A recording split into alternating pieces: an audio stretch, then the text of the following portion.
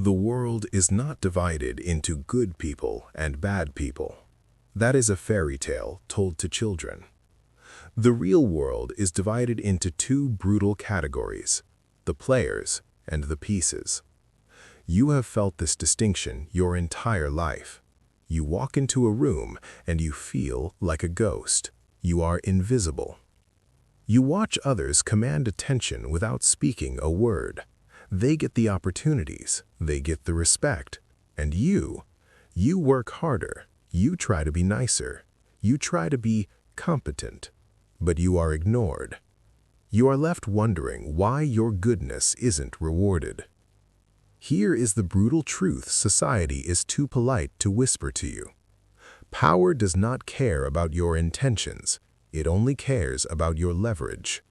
You are ignored not because you lack talent, but because you lack teeth. You have been trying to connect with powerful people by being a friend, but kings do not need more friends. They have enough people draining their energy. They need assets, they need mirrors, they need protection. If you want to enter the circles where the real decisions are made, you have to stop asking for permission to exist. Niccolo Machiavelli wrote The Prince over 500 years ago as a manual for reality. He understood that human nature is driven by self-interest, fear, and vanity. If you ignore this, you will always be a pawn. If you master it, you become the hand that moves the pieces. We are going to dismantle the lies about networking and explore Machiavelli's 13 ruthless laws. These are not tips. They are psychological weapons. By the end of this, you will no longer look at a powerful person and see a superior. You will see a puzzle and you will hold the key. But be warned, once you see the strings, you can never go back to being a puppet. Law number 1. Never outshine the master. The first mistake is trying to impress. You meet someone influential and your ego takes the wheel. You want to show them how smart you are. You think this earns respect. It does not. It breeds insecurity. Powerful people are fragile gods. Their identity is built on being the smartest in the room. If you come in shining like the sun, you do not look like an asset. You look like a threat, and a threat must be eliminated. So what is the strategy? Dim your light. Make them look brilliant.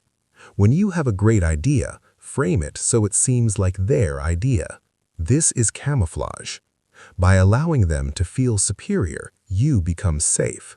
Let them have the glory. You take the influence. Law number 2. Conceal your intentions. A predictable man is a controllable man. If I know what you want, I own you. If I know you want money, I can buy you. If I know you want praise, I can flatter you. Most people wear their desires on their faces. They walk up to powerful people and their eyes scream, "I need something from you." This reeks of desperation, and in the world of power, desperation is the ultimate repellent. To connect with power, you must be a cipher, be unreadable. When you enter the room, do not reveal your endgame. Talk about everything except business. Talk about philosophy, their hobbies, the art on the wall. Make them wonder why you are there. Mystery creates attraction. When they cannot figure out what you want, they become intrigued.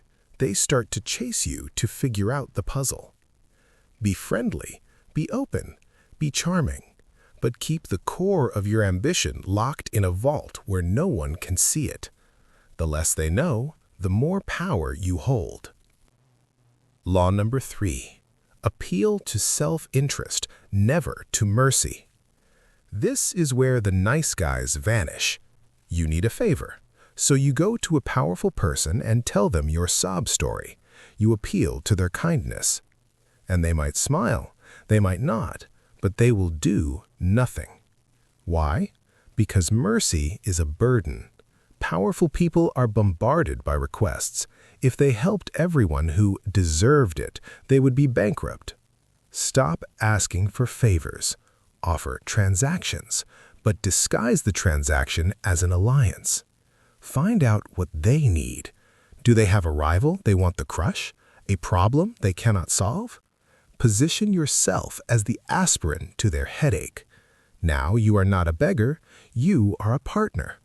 Self-interest is the only language that is universally understood. Speak it fluently. Law number 4.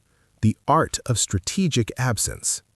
We live in a world of over-availability. You answer texts instantly. You say yes to every meeting. You are always there. You think this shows dedication? It actually signals low value. Economic law applies to human behavior. Scarcity creates value. If you are always available, you are common. Common things are cheap. Machiavelli knew that a prince who is seen too often becomes ordinary. You must learn to withdraw. Be warm when you are present. Be intense. Make them feel like the only person in the world. And then disappear. Don't answer on the first ring. Don't be available next Tuesday. Have a mission that does not revolve around them.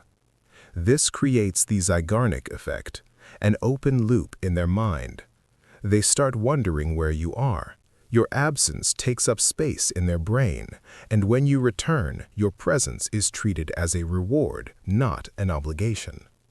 Law number 5. The mirror of Narcissus.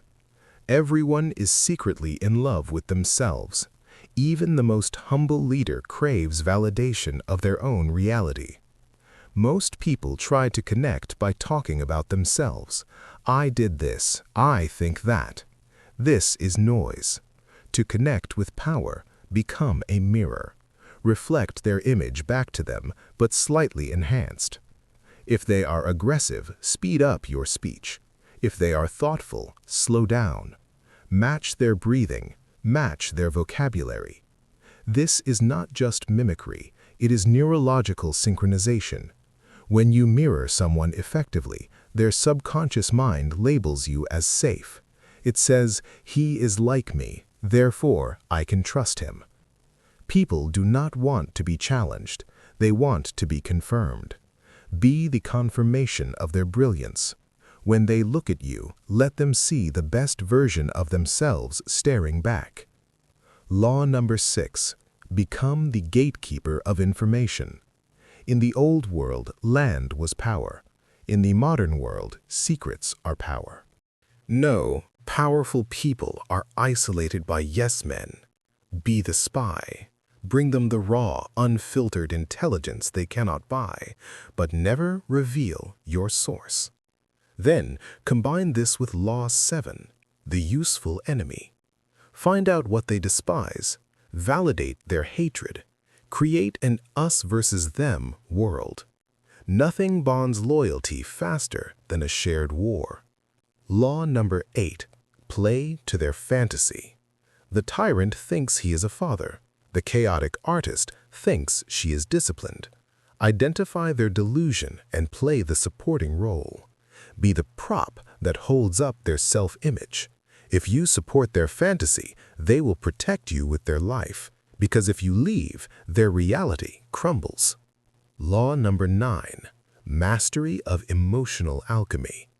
Powerful people are storms of anxiety. Do not bring them drama. Be the void. Absorb their chaos and reflect back clarity. Learn to say, it is handled. Those 3 words are seductive. If you can lower their cortisol, you can raise your price. Law number 10, assume formlessness. Be like water. Do not have a rigid identity. Adapt to the container. If they are formal, wear a suit. If they are wild, be wild. Remove the friction. The perfect spy looks exactly like the citizen. If you have no shape, you cannot be hit. Law 11, create dependence. Independence is a myth. You want them entangled. Find a task they hate but need and master it. Become the organ they cannot cut out without dying. Make them wake up at 3 a.m. terrified of the thought of you leaving. Be the bridge they cannot burn. Law number 12. Control the options. The powerful man does not shout orders, he writes the menu. Never ask, "What do you want?"